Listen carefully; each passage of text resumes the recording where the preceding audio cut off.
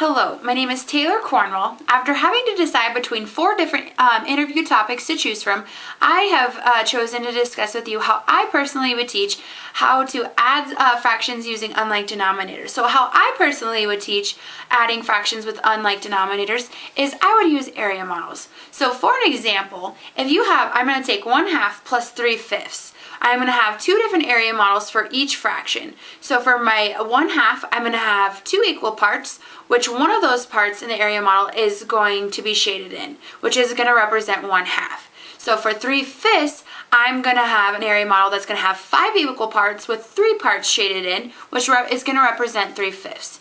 So in order for us to combine those 2 fractions together, we're going to have to find a common denominator. So I'm going to take my 1/2 and I'm going to take the 3/5 and combine them together, which is going to give us 10 equal parts.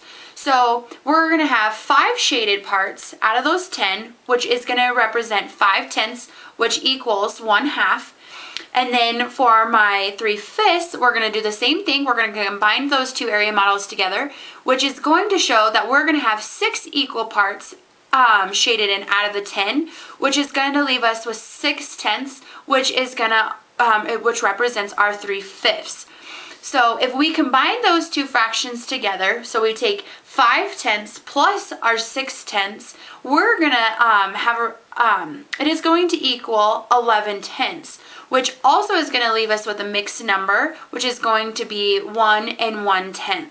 So that is just a short example of how I would choose to teach adding fractions with unlike denominators.